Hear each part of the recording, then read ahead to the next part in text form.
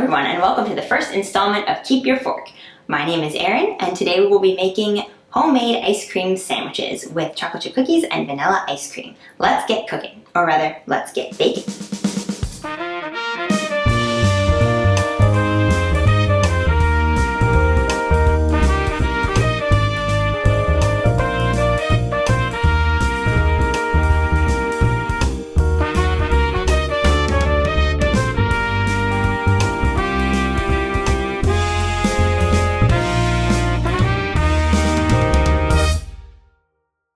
So a little bit of background on Keep Your Fork, our show within a show, if you will. Sometime between college and nursing school for a couple of years, I had the opportunity to work in this awesome little bakery. And while I was there, I kind of fell in love with the creative process of baking and learning how to make recipes into something unique. And so through this show within a show, I will be sharing some recipes that are meaningful to me as well as to my family and friends, and I'm really looking forward to sharing them with you. So now on to our ice cream sandwiches. Our first step is going to be to make the ice cream to fill the sandwiches. So here we have a couple of things. We'll just go through our ingredients and then we'll mix them together. Here I have 1 cup of heavy whipping cream. This is a cup of half and half. And then this is a cup of 2% milk. And then we have 3/4 of a cup of sugar, a full tablespoon of vanilla, and we're going to do a sprinkle of sea salt. So this is to create your ice cream base. This is not the traditional ice cream base that you make with egg yolks. I just prefer this one a little better because it's faster and it's delicious. We're gonna go ahead and mix everything together.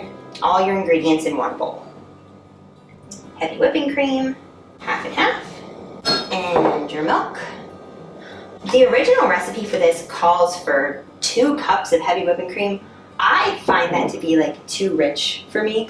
So over the years of making this, I have learned that this ratio, 1 to 1 to 1 of the heavy cream, half and half, and 2% milk works really well and creates an ice cream that's nice and creamy and not too like frozen, but also isn't too rich that like gives you a stomachache or anything. We'll add the sugar and then our 1 tablespoon of vanilla extract.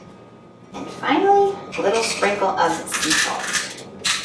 There we go. So key step in this, you need to mix this for 3 minutes because you want to get that sugar dissolved so you don't get a granular texture in your ice cream. So we'll just go ahead here with a whisk and whisk it all together about 3 minutes. And it's pretty well dissolved that it distributes nicely when you churn your ice cream. So we'll be back in about 3 minutes when we're ready to churn.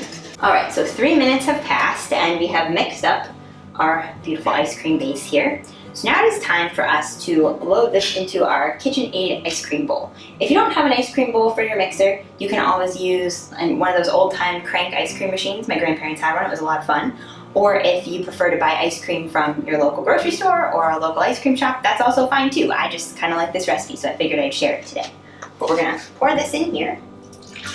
A very important step in this is to use the KitchenAid ice cream attachment, you need to have this frozen for at least 24 hours before you go ahead and use it. It's kind of like got that ice pack material inside, so you need to make sure that's thoroughly frozen so that you have the best result. I usually like to do it for a couple of days, have it in your fridge. And we go ahead and put on our ice cream churning head, and we're going to go ahead and put this down in here. We'll lock it in place, and here we go. So we're just going to let this churn until it is fully formed into the lovely ice cream texture that we're looking for. You'll kind of start to see it happen along the edges and the scraper blade will scrape it off, and you're just looking for the icy texture throughout the whole mixture. So we'll give this a couple minutes, we'll let it churn, and we'll be back when it's finished. It doesn't really need too much attention until it's fully formed in that texture, so we'll just let it keep on going. Alright, so it's been about 15 minutes and our ice cream is a beautiful soft serve consistency. So what we're going to do is we're going to turn off the mixer, and I have here a chilled bowl that's been sitting in the freezer while it's been churning. I'm going to take that out and put that in there and then put it in the freezer while we're making our cookies. So we'll stop our mixer here. Oh, this is just lovely. Look at that. It's got a very like soft serve type of a texture right now, so it's not super scoopable. That's why it's better to make your ice cream first and then your cookies second, because that'll give this plenty of time to firm up and become a scoopable texture that we'll need it to be when we go to fill those cookies. As always, the hardest part is getting this out of here because this bowl is heavy. Okay, so we're gonna just scrape. Kind of pours, sort of. You don't want to over churn your ice cream because that's how you get that gritty, too snow-like texture. You want the nice, kind of soft, servy consistency. Into the freezer we go. Alright, so we've got our ice cream freezing and getting ready to go between our cookies. So now we gotta make the cookies. So first step for that is going to be preheat your oven to 375. So let that preheat, and then I also have 2 baking pans lined with parchment paper. So we're going to take the first step in making the cookies is going to be to mix together our dry ingredients. This is 2 1/4 cups of flour, and I'm going to add to that 1 teaspoon of baking soda, and then a 1/2 teaspoon of salt. Gonna mix this together here.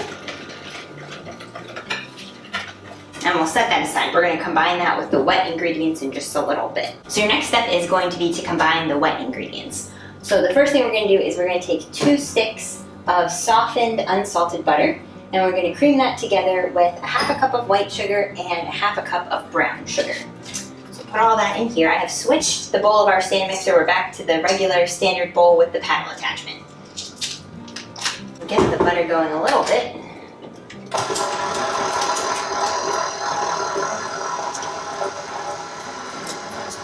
Now our 1/2 cup of regular white sugar.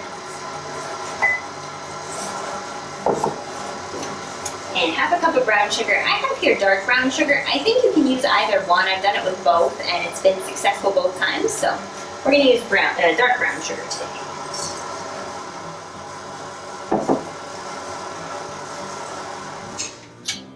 Give our bowl a little scrape. Basically our goal is to get that nice fluffy texture before we add anything else.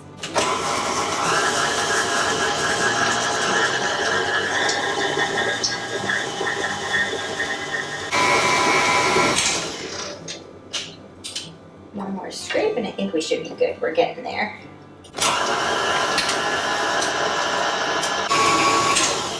Perfect, all right. Now we're gonna slow down just a little bit. And we have 2 eggs, which we will add 1 at a time.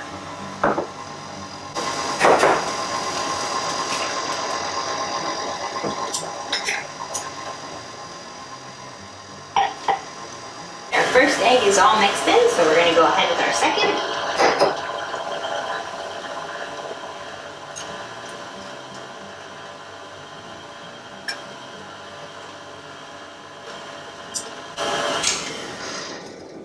Little scrape.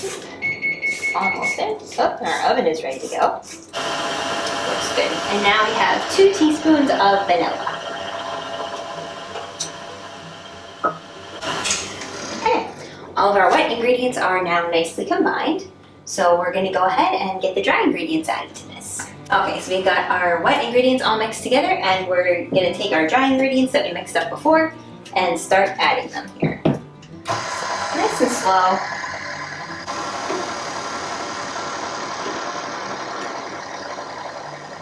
Your goal with this is that you want to let it mix until this part is just combined. You don't want to over mix it because that can make your cookies kind of tough.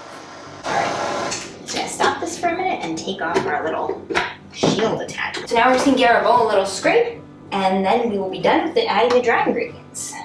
And then on to the mix-ins, the best part. Alright, so I checked our mixture of the wet and dry ingredients here, and the flour is just combined, so it's exactly where we want it. So we've taken it off the stand mixer. And now we're going to go ahead with our mix-ins, which are, in my opinion, the best part. We have chocolate chips. These are the Ghirardelli 60% cacao chocolate chips. So they're like bittersweet chocolate, so not too sweet. And I have 1 2/3 cups of this. So I'm going to put these in. And then here I have a full cup of chopped pecans. So we're going to also put these in. And this you want to mix by hand. Give this a good mix. This is always the most challenging part. Our mix-ins are nicely distributed throughout our dough, and so now we are going to go ahead and distribute these onto the cookie sheets that we previously lined with parchment using our 1-inch cookie scoop. I love cookie scoops. These are one of my favorite kitchen implements. So we'll go ahead and put them on here. We're going to space them about 2 inches apart so they have plenty of space to spread while they bake.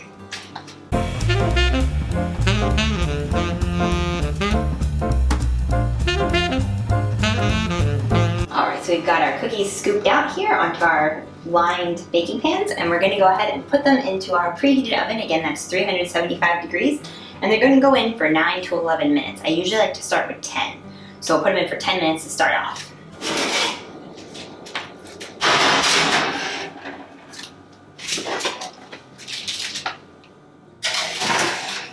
All right, so we'll be back in 10 minutes. All right, so it's been about 11 minutes. I gave them some extra time because they were looking a little blonde the first time I checked them, but our cookies are all done and ready to come out and cool. So let's take a look here. Oh yes, they smell fantastic. All right, so we're gonna just go ahead and take these off the baking sheet, put them on the cooling rack. And you want to make sure that you let these cool all the way down to room temperature, because when you go ahead and put the ice cream in there, you don't want the ice cream melting.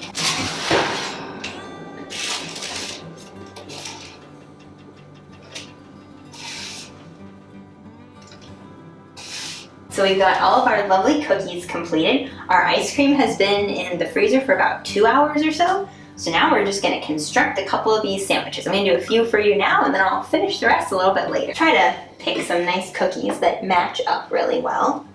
Yeah, these look really good. You're just gonna take your lovely little ice cream scoop. We're gonna take a little scoop of our ice cream.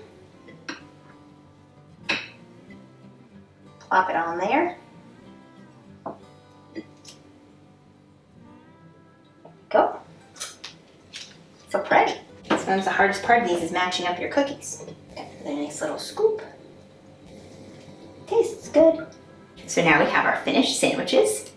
They look so cute and delicious. I cannot wait to try one. All right, so I'm gonna give this a try. I just grabbed another plate just in case any of the ice cream slides out here. It doesn't go all over.